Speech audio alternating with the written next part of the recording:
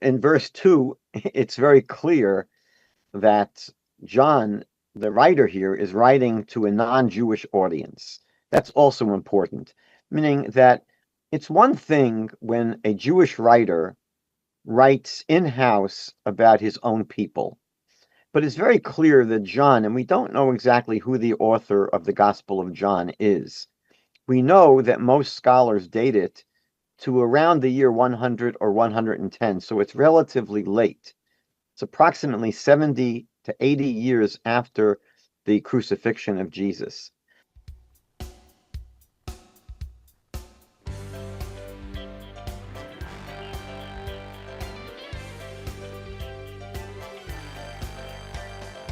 Welcome to TaNaCh Talk. I'm your host, William Hall, broadcasting live out of Kingsland, Texas, USA, with another episode of Rabbi Michael Skobac's.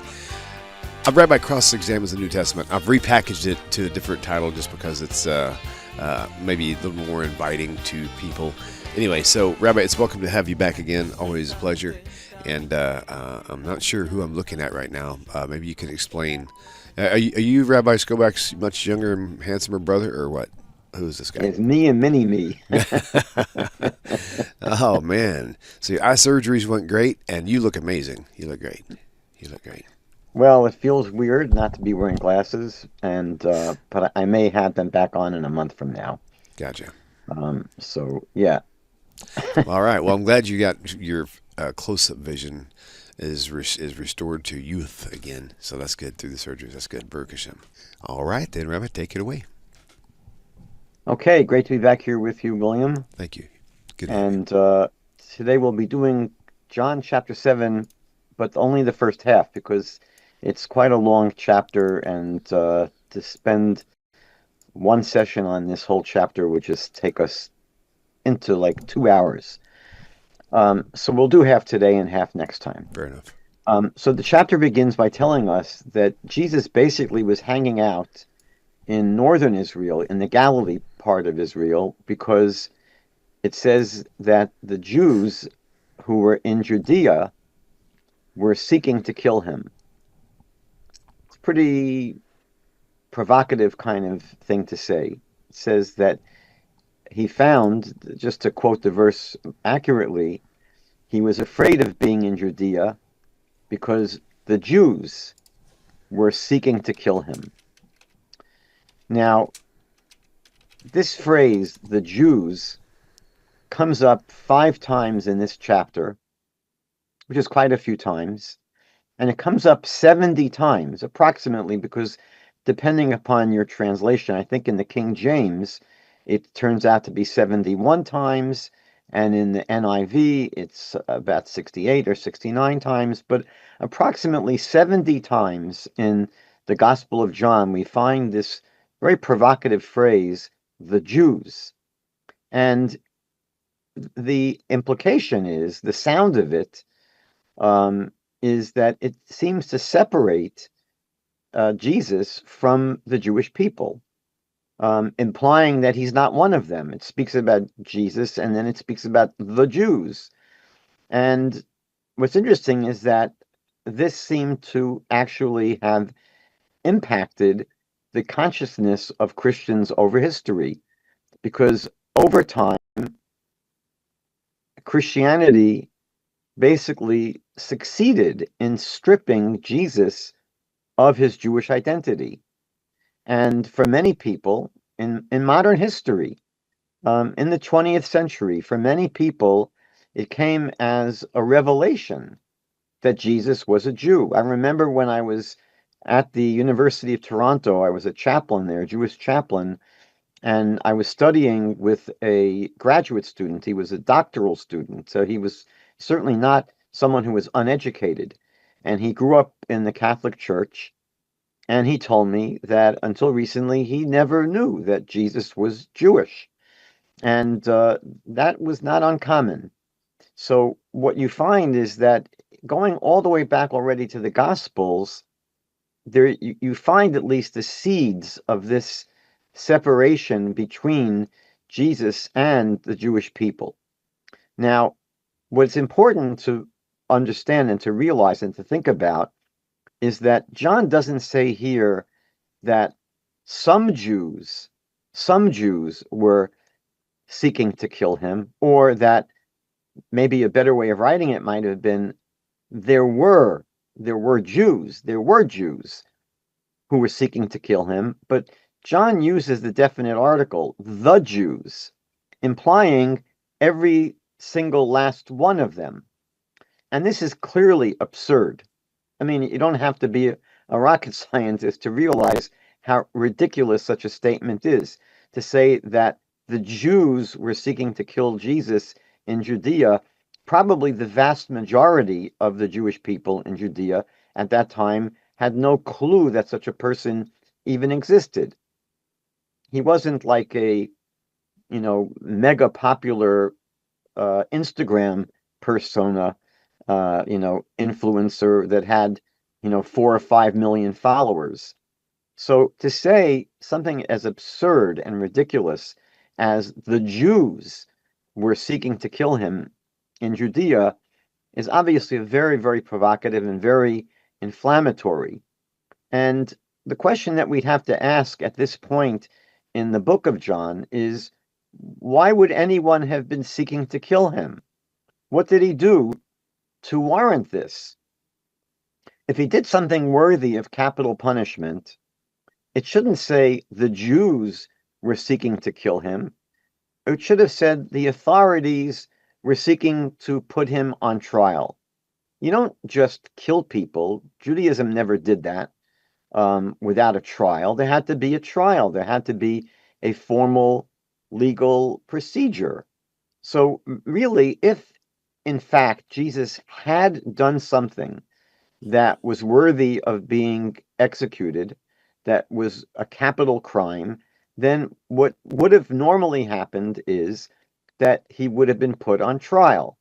And so what John should have said here, if there was any talk, any suspicion that Jesus was guilty of a capital crime, he should have said that the authorities in Judea were seeking to put Jesus on trial for the following reasons.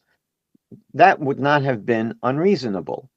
But to just say that the Jews, implying again every single last one, every 10th grader, every mother, every grandmother, every grandfather, every person in Judea was seeking to kill him, obviously it's impossible, it's absurd, and it's again part of what makes this book of John, of all the books in the Gospels at least, display a pattern of anti-Jewish polemic that we see, unfortunately, throughout the Christian scriptures.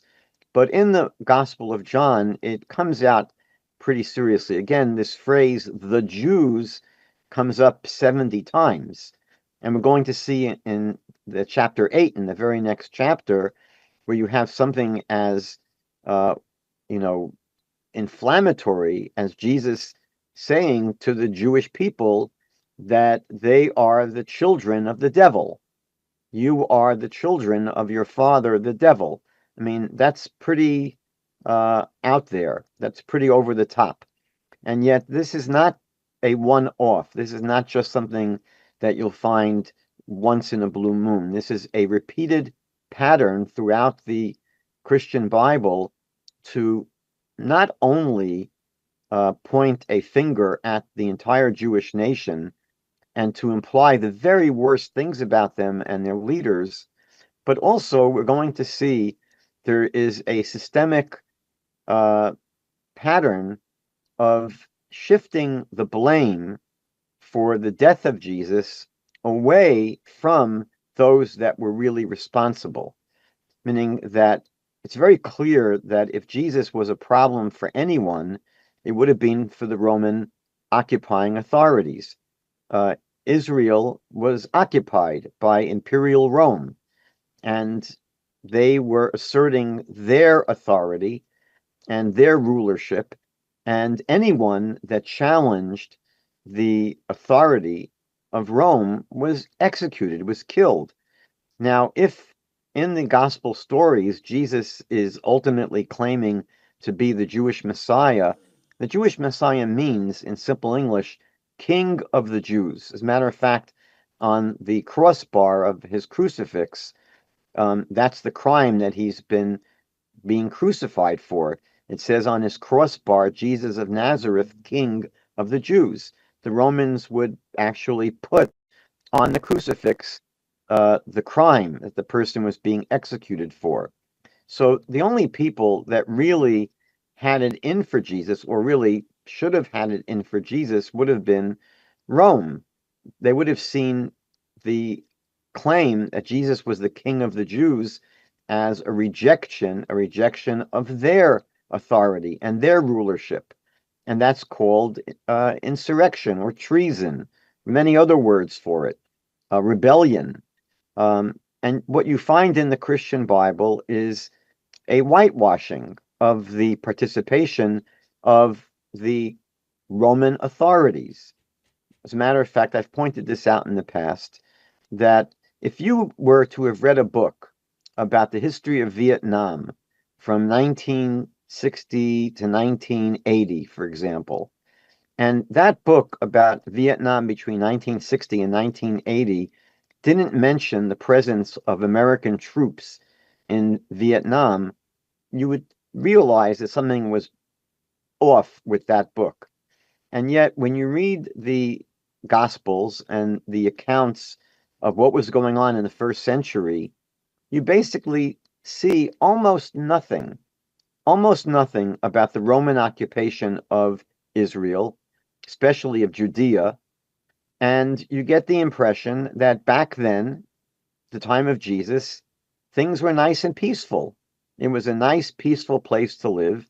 And the only problem were those miserable Pharisees and scribes and elders that were causing a lot of grief for Jesus. That's the only problem. Otherwise, it was idyllic, it was wonderful, it was peaceful. And that's a very, very false impression, meaning that is basically taking history and rewriting it, because Judea in the first century was basically a Jewish homeland that was occupied by a brutal, hostile Roman, pagan, oppressive government. And again, we know from historical sources that Pontius Pilate, who was the procurator of Jerusalem, Judea at the time of Jesus, he was so brutal and so, insanely brutal that the Roman government itself had to pull the plug on him and bring him back to Rome. He had been committing so many atrocities in the land of Israel. Now, you find little drops about this in the Gospels. There's almost you have to look with an electron microscope to see it. But when you read, any normal person that just reads through the Gospels does not get any picture of what was really going on back then. It just seems that the only problem was this terrible hostility by his own people to Jesus, and not a peep about the incredible, brutal occupation of Rome. And so this phrase that we find here in this chapter 5 times, and that you find in the Gospel of John 70 times, about the Jews and the Jews trying to kill Jesus, this creates an impression. And again, the impression has not been lost on Christians for the past 2,000 years, who basically had come to see the real enemy as the Jewish people. And so verse 2 claims that, well, in verse 2, it's very clear that John, the writer here, is writing to a non-Jewish audience. That's also important, meaning that it's one thing when a Jewish writer writes in-house about his own people. But it's very clear that John, and we don't know exactly who the author of the Gospel of John is. We know that most scholars date it to around the year 100 or 110, so it's relatively late. It's approximately 70 to 80 years after the crucifixion of Jesus. And so you can see, and I mentioned this last time, that it's very obvious he's writing to a non-Jewish audience, because he says in verse 2 that there was the holiday of Sukkot, the Feast of Booths, the Feast of Tabernacles was coming up.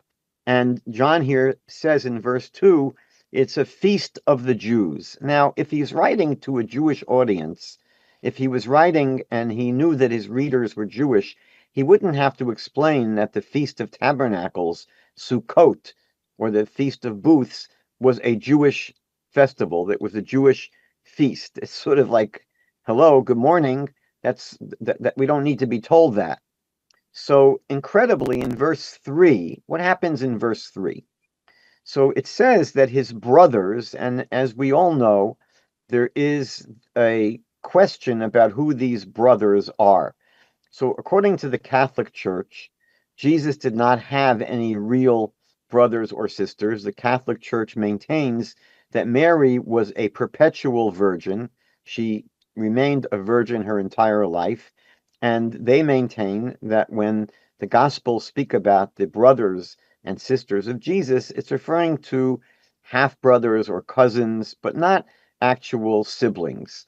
In the Protestant understanding, they're much more willing to accept the possibility that Jesus had siblings. And that's how I'm going to read this verse, that it says in verse 3 that the brothers of Jesus told him that because of the holiday of Sukkot, because of this approaching, this is a biblical holiday, a pilgrim festival, where again, pilgrim festival means that you had to go to the Holy Temple in Jerusalem. And so his brothers told him to leave the Galilee, and go to Judea.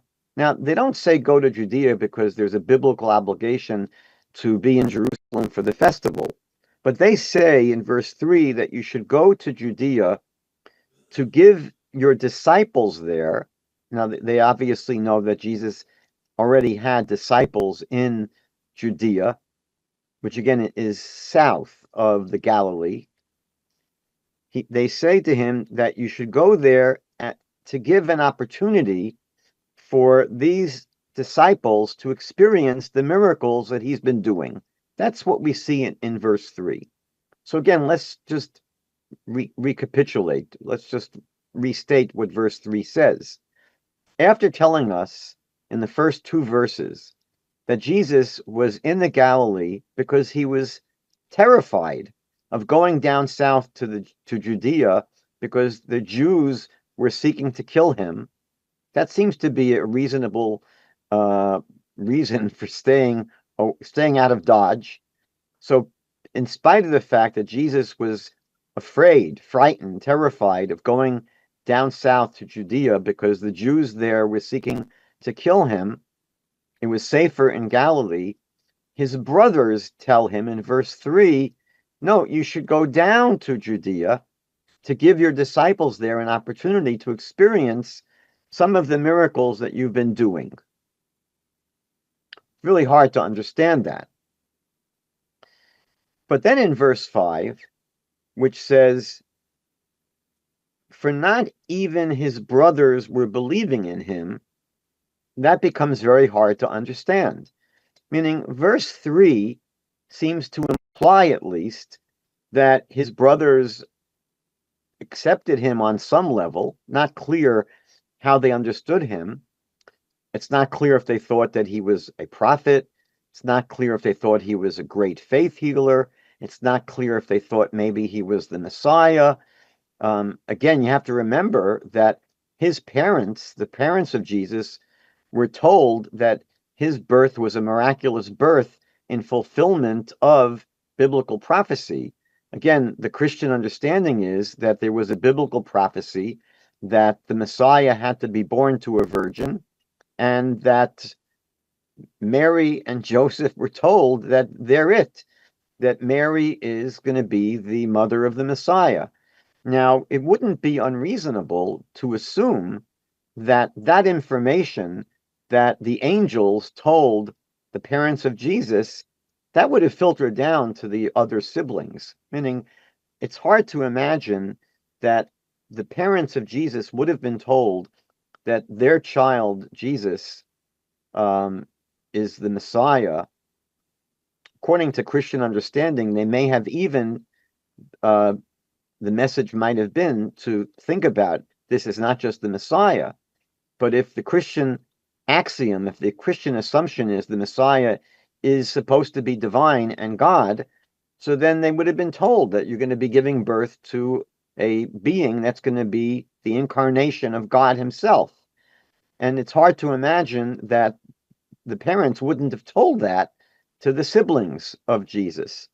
So it would make sense if they really did believe in him, if they really did think he was someone special, a prophet, the Messiah, a great faith healer. So they would tell him, maybe you should go down south to Judea in order to give your disciples a chance to experience you. But then verse 5 doesn't make any sense because it says that even his brothers were not believing in him. So which way is it? Were they believing in him and encouraging him to fulfill his mission, or were they not believing in him? And it's very, very difficult to understand what the gospel writer means in verse 5.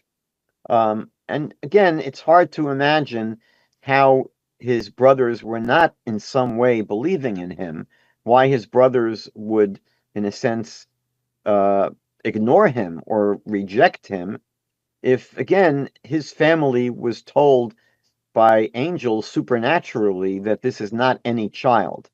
In any event, in verse 7, Jesus says that the world hates him because he testifies that they are evil.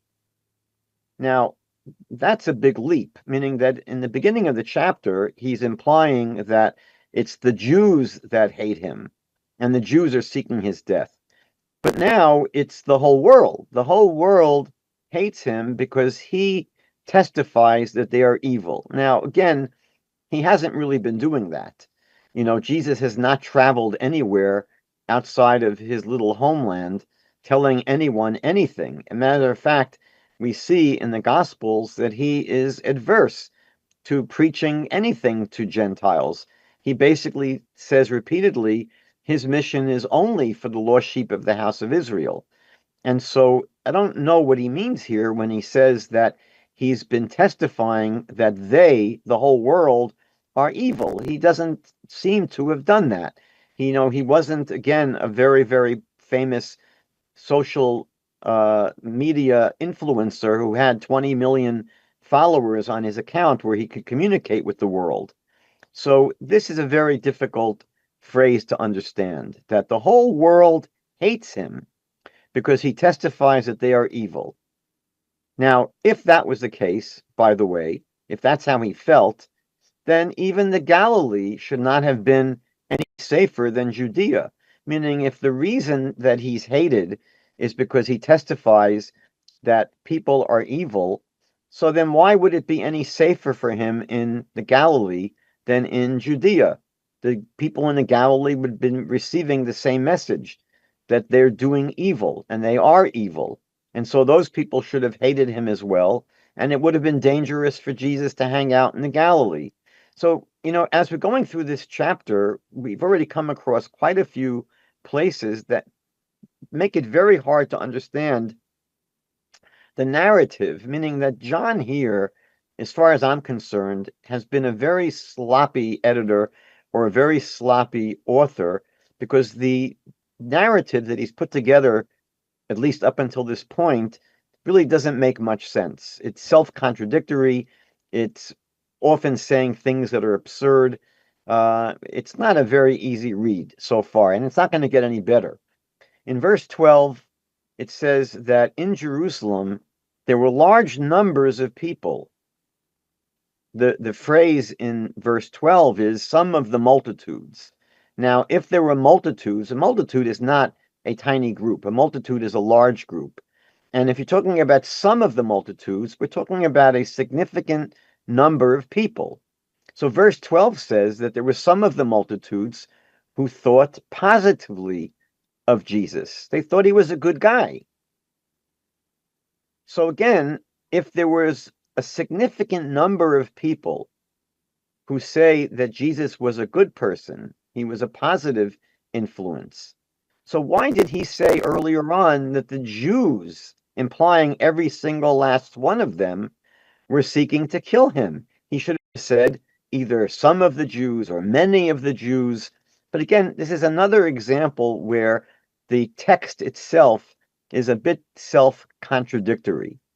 Because again, we were told here that there were at least a significant number of people who thought of Jesus positively. In verse 13, again, we find something very hard to understand, because there's a debate, we're told, among the multitudes, a debate about whether Jesus was a good person or was not. He was not a good person. Now, this debate was held. Let me just double check the text. I want to zero in on verse 13. So, verse 13 says as follows: But no one dared speak out boldly about him for fear of the Jews. So, this is very interesting. We're told that there was a debate among the multitudes about whether Jesus was a good person or not. And this debate, we're told, was not held openly because they were afraid of the Jews. But again, who are these multitudes? These multitudes were Jews. They weren't Hawaiians. They were not people from the Philippines. These people in Jerusalem who came to celebrate the Feast of Tabernacles, they were Jews. So how could it possibly say that there was this debate between the multitudes, among the multitudes, whether Jesus was a good person or not a good person, and they were afraid to discuss this openly because they were afraid of the Jews? Now, this is obviously problematic. It's hard to understand, and it's one of the reasons why. Some Christian commentaries say that when it says here the Jews, it doesn't mean the Jewish people. It means the Jewish leadership. Now, again, if that's what it meant, John should have said that. But they're forced to basically interpret these words to mean something other than what it says. It says very clearly the Jews. But again, it makes no sense that these Jewish people who were arguing about Jesus would be terrified of the Jews. So again, how do you make sense of this kind of verse? And again, as I pointed out, there were many such problems so far in this chapter. We're only on verse 13. So part of what happens is they try to make the claim that the phrase, the Jews, is not referring to the Jewish population. It's referring to the Jewish leadership. Again, my question on that would be, so say so. So simply say the Jewish leaders. But again, they're forced into that kind of, in a sense, reinterpretation of the phrase, because the phrase as written simply and plainly doesn't make any sense. In verse 15, Jesus begins teaching in the temple. Now, this is very hard to understand. Again, almost every sentence in this chapter is going to be hard to understand. Jesus here, we see earlier that, he basically tells his brothers earlier in the chapter that he didn't want to go to Jerusalem because it was so dangerous. He tells them to go, but then it says that he went secretly. That's what. Let me just find. I don't want to be making this up. What happens? So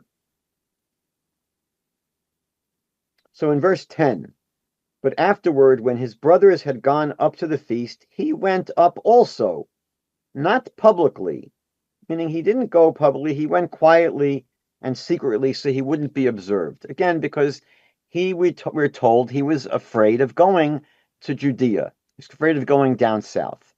So it turns out that he does go down to Jerusalem. And in verse 15, which is very, very hard to understand now, he begins teaching in the temple. Now, if he was reluctant to go down to Judea because of the danger, because the Jews were seeking to kill him, and that he went secretly, we're told. He went quietly and secretly down to Judea. So if he was trying not to be in the limelight, if he was trying to stay on the QT, if he was trying to keep out of the public glare, so why get up and teach in the temple on the holiday? Again, this makes absolutely no sense. Because again, we're told previously he was afraid to go down to Judea. And then when he finally decides to go, he says, okay, I'll go, but I'll go quietly, secretly. I'm not going to have any entourage. I'm not going to go with my brothers. I'm going to try and, stay low, lay low. Maybe I'll not be noticed. So if there was that concern that he had, so the last thing he would want to do is get up in the temple and start teaching.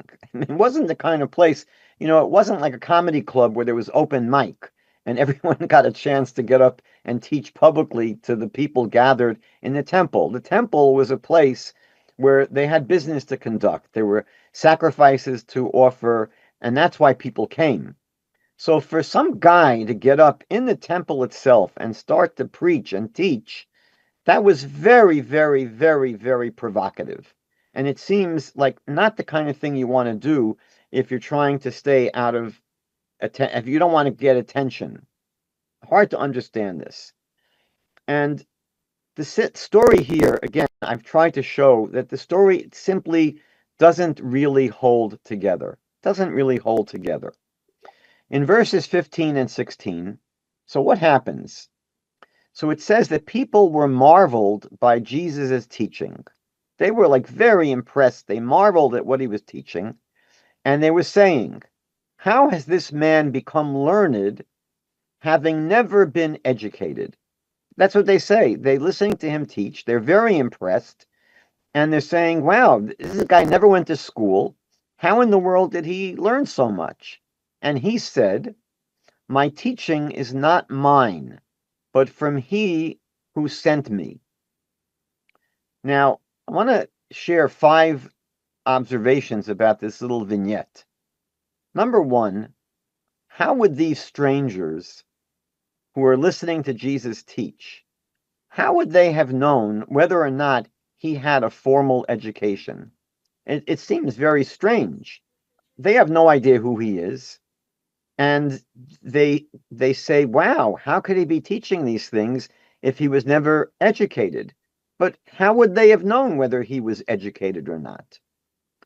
Number 2, the Christian scriptures never share with us what he actually taught that so impressed people.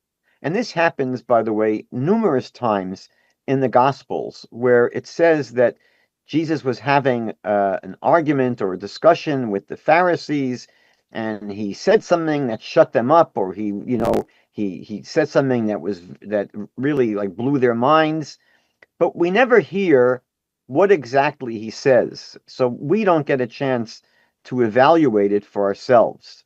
And that's what happens here.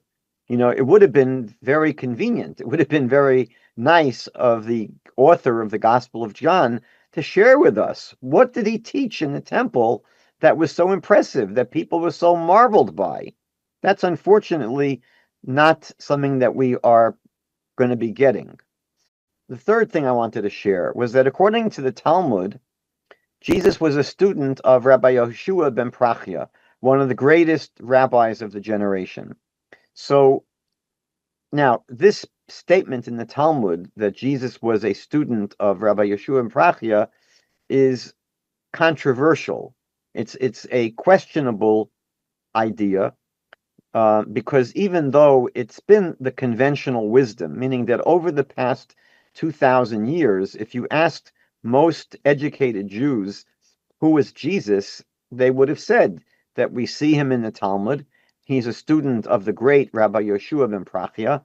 I don't think that association is so slam dunk. I have a video that you can watch called "Is Jesus in the Talmud?" And just as one example, Rabbi Yeshua ben Prachia lived about 160 years before the Jesus of the Gospels.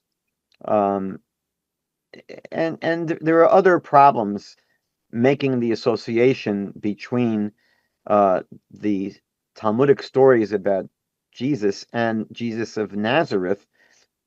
We often think that Jesus was a name held exclusively by Jesus of the Gospels. The fact is, it was a common name in the first century. I think there were about 20 people in the Talmud that have that name. So even though, again, there is a view in the Talmud that Jesus was not just educated, but he was a student of one of the greatest rabbis of the generation, I don't think it's so clear.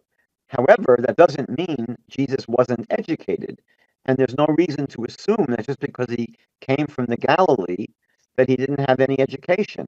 There may not have been many schools in the Galilee. That's possibly true. It doesn't mean that a young man didn't have a chance to study with learned elders. So I find this assumption that the crowd is making is a little bit strange. The fourth thing I wanted to share is that Jesus' response is another one of the countless examples that we've seen in our study of the Christian scriptures where Jesus distinguishes himself from God. That's important to notice. That Jesus here doesn't say that these teachings are mine, that these teachings, what do you, what difference does it make whether or not I went to Hebrew school? I am the author of all teaching. I'm the Lord God who created the world. He doesn't make the claim that he's God and therefore what he teaches is, by definition, Torah. He basically identifies himself here as someone sent by God, as someone sent by God. So you don't need to be a philosophical genius to realize that he's not claiming to be God. He's claiming to have been sent by God. And therefore, he's saying here that whatever he's teaching were teachings that were basically given to him by God.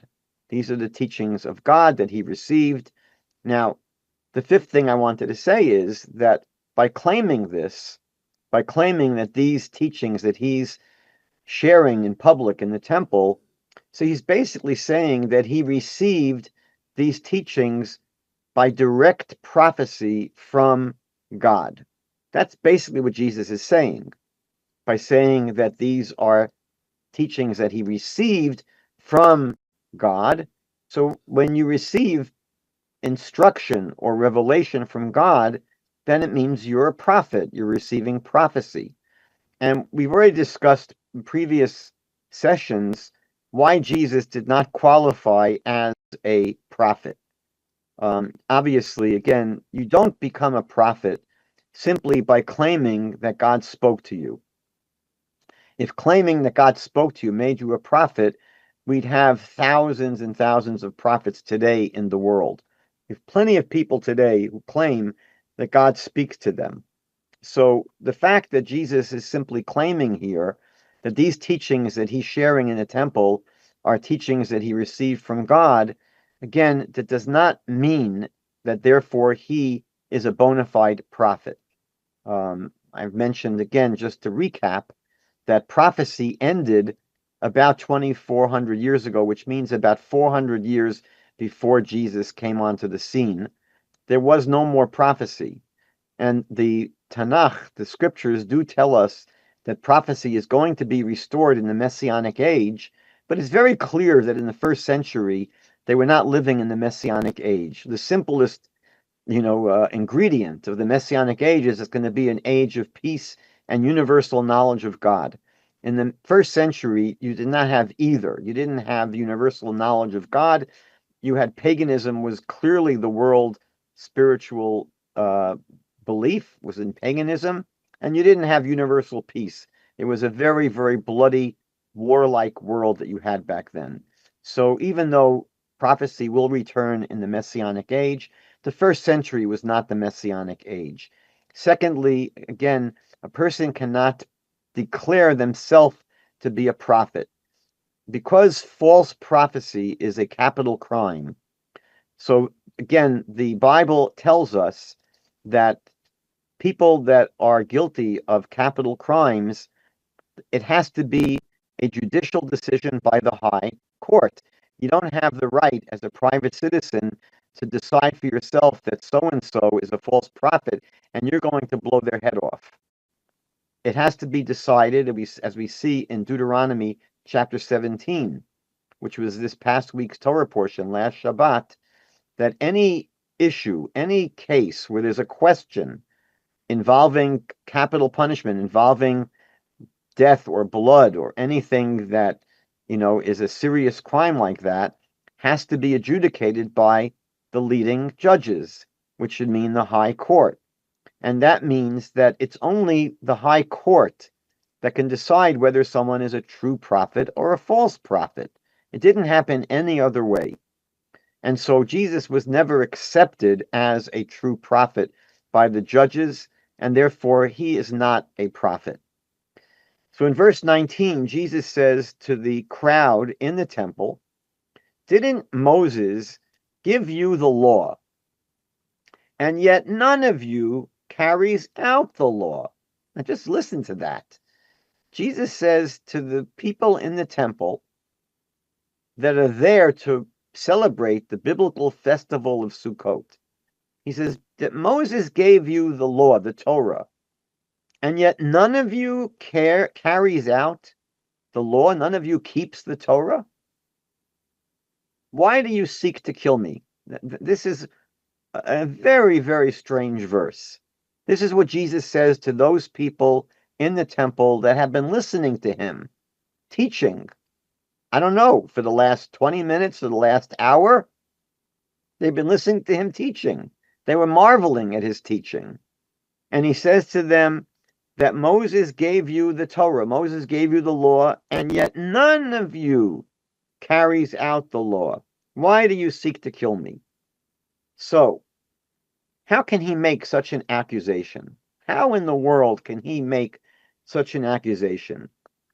By the way, he was not saying at this point, it's very clear, he was not saying, as Christians often say, that you are not keeping the law perfectly. You'll often hear Christians challenge Jews by saying, "Do you keep the law perfectly?"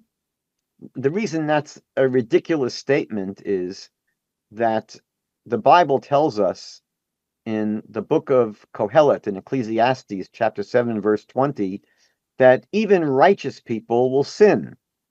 It's very clear that the Bible says, for example, that a righteous person will fall down 7 times, but they'll get up. That's in chapter 24, verse 16 of Mishlei, of Proverbs.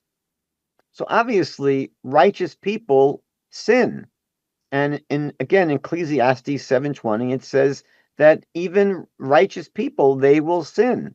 In the book of Eov, in the book of Job, it says twice. I don't remember the exact references, but in the book of Job, it says that no man born of a woman is without sin. Everyone sins. So the idea that a person is supposed to keep the Torah perfectly, it's just absurd. Human beings are not perfect. God is perfect. Angels don't make mistakes. But every human being is not perfect by definition. We will make mistakes. The word sin means to make a mistake. It means to not be perfect.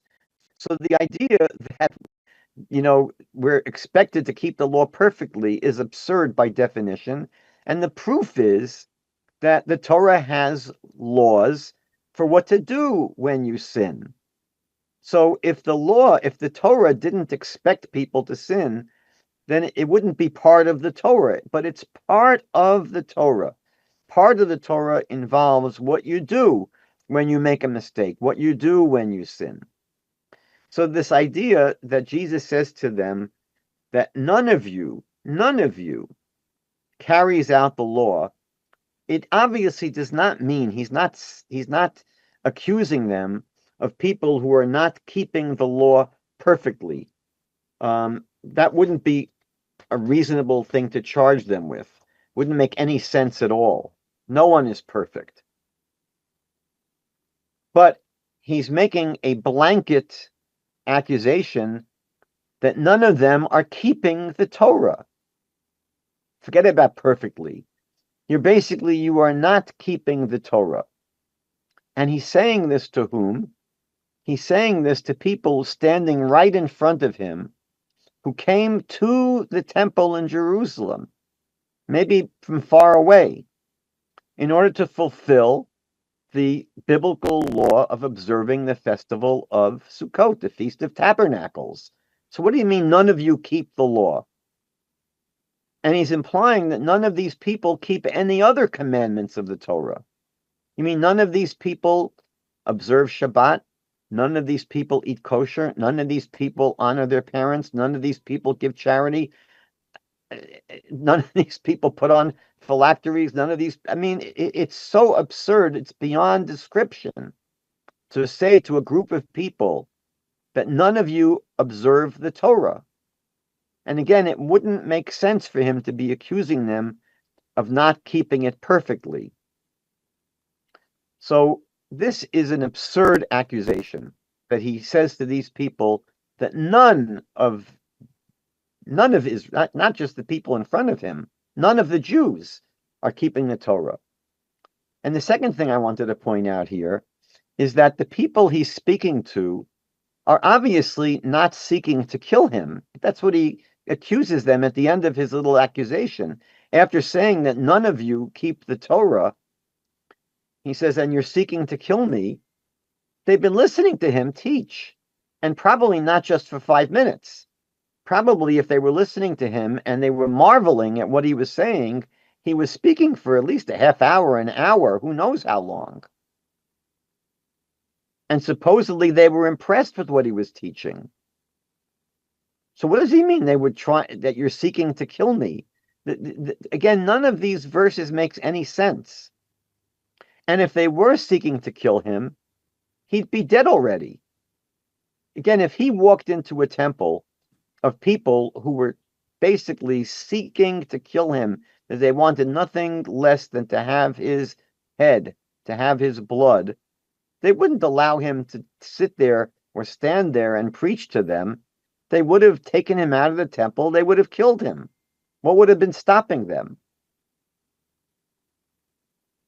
So if they're seeking to kill him, they wouldn't be standing there and listening to him teach. He would have been dead and not standing there and slandering them. If they were really seeking to kill him, he would not have been standing there after his lecture, after his teachings, and starting to slander them. The whole sentence, the whole interchange between them makes absolutely no sense.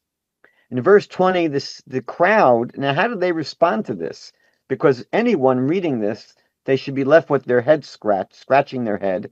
And again, I want you to remember that who's writing this?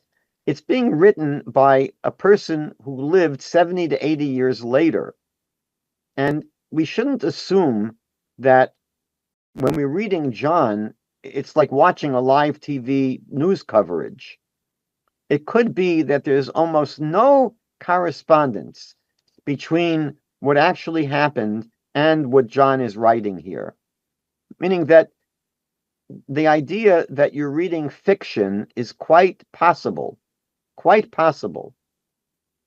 And it does sound very strange. And none of this makes any sense. And it doesn't read normally. Every sentence in this chapter so far has been absurd. So what does the crowd say? Again, he's been speaking like a madman. Here they've been listening to him politely. They're impressed with his teaching. And he makes this slanderous accusation that none of you observes the Torah, and why are you seeking to kill me? So verse 20 says, the crowd seems to answer him by saying that no one is trying to kill you. You sound like you're nuts. That's basically what verse 20 says. They say you have a demon. Now, to say to him, you have a demon, means you sound like someone who's possessed by a demon. You sound like someone that's out of your mind. And I think when you read the story, that's exactly what Jesus sounds like in this chapter. Someone who's totally out of his mind. Again, I don't assume that Jesus was out of his mind. I don't assume that any of this happened. I think that this happened in the imagination and in the pen of the gospel writer. Because to assume that this happened as it's portrayed is very, very, very difficult to believe and to imagine. Now, in verse 21 to 24, apparently, again, Jesus believes that people want to kill him, and he explains now why he thinks people want to try to kill him. Like, he's been saying this all along, that they're seeking to kill him, they want to kill him. You don't have any clue. Like, why would they want to kill him? I raised this question in the beginning of the chapter. Why would they want to kill him? So he seems to explain here in verses 21 to 24 that they're trying to kill him. They want to kill him because he healed someone on the Sabbath. Now, the story that it's referring to, and almost all the commentaries to the Gospel of John, basically take you back to the fifth chapter of John, John chapter 5, verses 9 to 16. And what happens in that story? So it's a story of the paralytic, the person who's basically been crippled, not able to walk for many, many, many years. I think, I forget the exact number, 30 years or so, whatever it is, a very long time. And Jesus basically says to him, get up and walk, you've been healed. That's the story. And we explained when we went through chapter 5 of John that what Jesus did by, again, just saying to him, get up and walk, you've been healed, is not a violation of biblical law. You will not find anything in the Bible that prohibits someone from saying to someone else on the Sabbath, get up, you've been healed. And it's not even a violation of rabbinical law. There wouldn't be any rabbinical problem with saying to someone on Shabbat, you've been healed. You can get up and walk. John is clearly written by someone who is clueless about Jewish law. And this ignorance is demonstrated by the argument that he has Jesus make, meaning that you're now going to see the gospel writer puts into the mouth of Jesus an argument to defend what he did. Again, what did he do? He told a man on the Shabbat to get up and walk, you've been healed. And John, again, puts into the mouth of Jesus the following argument.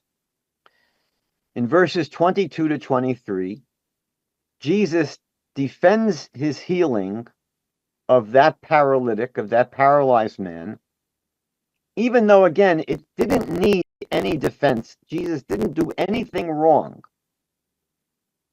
How does he defend himself?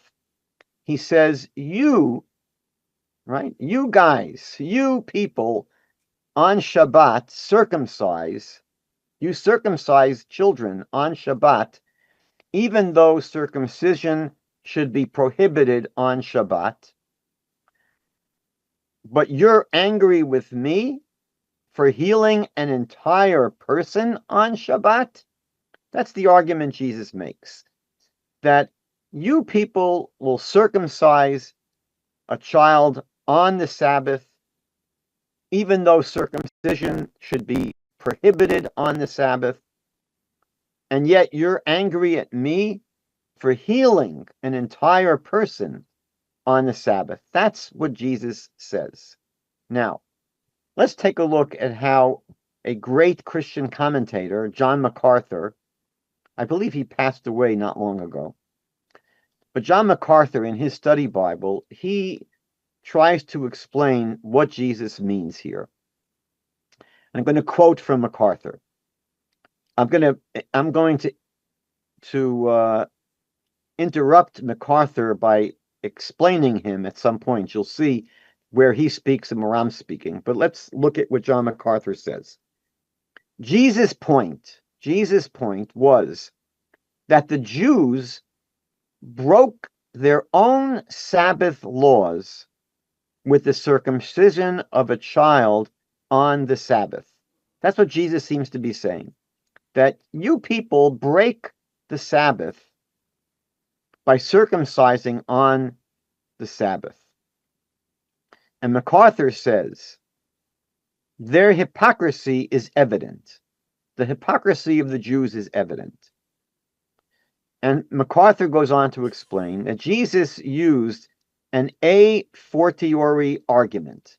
Now, what is an a fortiori argument? In Hebrew, we call it a kal v'chomer, a heavy and a light and heavy, a light and heavy. What a light and heavy argument, or a fortiori argument, means is that if A is true, then B is certainly true. That's a logical argument. For example, if I cannot pick up a lawnmower, then I certainly cannot pick up a car. That's an a fortiori argument, right? Am I able to pick up a car? Well, you've never seen me. You don't know how many Wheaties I've eaten in my life. You don't know how strong I am. But if you see that I'm not able to pick up a lawnmower, then obviously I will not be able to pick up a car. So this is what John MacArthur says, that Jesus is using here in his argument an a fortiori argument. And this is what John MacArthur says. Jesus' argument was that if ceremonial cleansing of one part of the body, is permitted on the Sabbath through the act of circumcision, how much more should the actual healing of the entire body be permitted on the Sabbath? This is the way John MacArthur explains Jesus' argument. Now, this entire discussion that Jesus has now defending himself is absurd. Again, just to restate, Jesus did nothing wrong in telling the paralytic to stand because he's been healed, so there's no need for him to defend himself. And it makes me question whether any of this story actually happened. That's just a starting point. Now, why would circumcision be prohibited on the Sabbath? Why would someone think that circumcision should be prohibited on the Sabbath? If a person doesn't assume that there is an oral Torah, if a person is of the mindset that the only thing God revealed was the written Torah, was the text of the Torah, then why would anyone think that circumcising someone on the Sabbath was prohibited? Where in the world would you get such an idea? Because there's absolutely nothing in the Torah that even hints, that implies that there'd be a problem with circumcising someone on the Sabbath. There'd be no reason to assume that circumcision on the Sabbath would be prohibited. The reality is, the truth is, that there is an oral Torah. It's clear that there's an oral Torah, and Jesus seems to accept the idea. Because again, Jesus is saying that, well, normally circumcision would be prohibited on the Sabbath. Why would it be prohibited?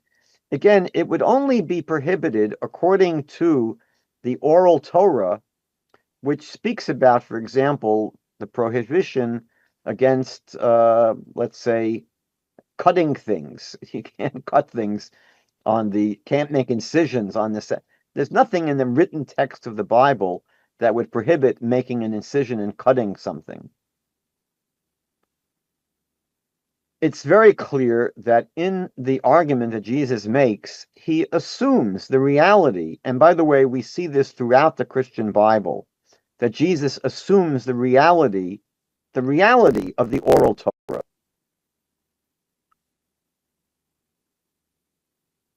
The truth is, and we have to follow this idea carefully now,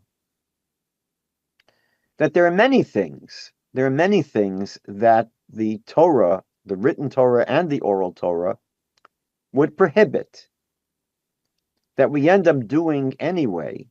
Why? Because God commands us to do it. So, for example, God commands us to circumcise on the 8th day. It's a commandment from God. So circumcision can be done on the Sabbath. Again, even though normally you wouldn't do the actions of a circumcision on the Sabbath, because God commands us to circumcise on the 8th day. God is basically telling us there's an exception to the rule. I'll give you another example. We know that there were sacrifices offered in the temple on the Sabbath. There were sacrifices offered in the temple on the Sabbath. There was the Korban Tamid, the daily perpetual offering that was brought every morning and every afternoon. Now again, if all you had was the written text of the Torah, there's nothing there that speaks about slaughtering an animal on the Sabbath. Nothing saying that it would be prohibited. But according to the oral Torah, slaughtering an animal is prohibited on the Sabbath. Slaughtering an animal is prohibited on the Sabbath. And yet, it was done in the temple on the Sabbath when these sacrifices were brought. Why? For a simple reason, because God commanded us to bring this sacrifice every single day of the year. So it's God that is basically telling us, listen, my people, this is an exception to the general rule. There are other examples of something that would not normally be done, and yet we do it because God said to do it. As an example, normally we wouldn't make a statue of angels. There's the second of the 10 commandments, which speaks about not making graven images.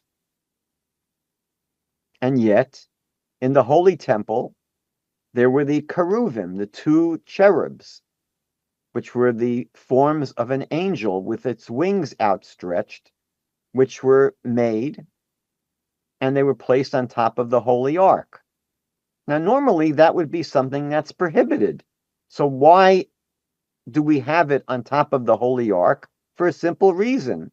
Because God commanded us, when giving the instructions for building the tabernacle and then to have in the Holy Temple, to make a Holy Ark to hold the tablets of the covenant, to place on top the images, basically the statues of these 2 cheruvim, these 2 angelic forms. So it's not a mystery that we can circumcise on the Sabbath simply because God tells us to circumcise on the Sabbath day. Now, the sophistry that Jesus uses here, and again, I don't think this was an argument that Jesus himself made. I think it's more likely that John is putting these absurd words into the mouth of Jesus. But the claim that circumcision is a form of healing, that's the argument that he's making. That if you're allowed to do this form of healing on one limb of the body on the Sabbath, then you should be allowed to heal an entire person on the Sabbath. So this idea that circumcision is a form of healing is again not the case. There's no one in the world that thinks or can make an argument to say that circumcision is a form of healing. It's simply a biblical commandment. Circumcision is nothing less and nothing more than a biblical commandment. And finally, the last thing I'd like to share is that if circumcision were a form of healing that is permissible on the Sabbath, it should be permissible whether the circumcision was performed on the 8th day or even on a later day if it was delayed. Again, the argument that Jesus is making is that circumcision is a form of healing that is permissible on the Sabbath.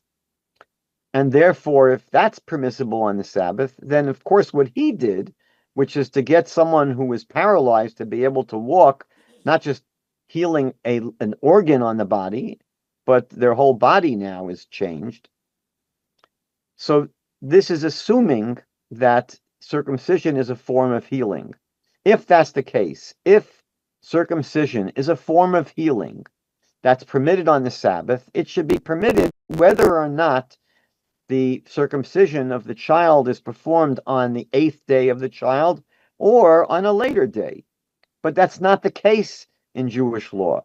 Jewish law permits circumcision on the child on the Shabbat. So circumcision is permissible on Shabbat if it falls on the 8th day of the child, meaning that if it's 8 days after the child's born, then you're allowed to circumcise on the Shabbat. But let's say that the circumcision was delayed. The child was not circumcised on the 8th day. Let's say, for example, the child had jaundice, which is very common for a child to be yellow and to be jaundiced. They don't do the circumcision on the 8th day. They wait. And if the jaundice goes away, let's say on Friday night, the circumcision would not take place on the Sabbath.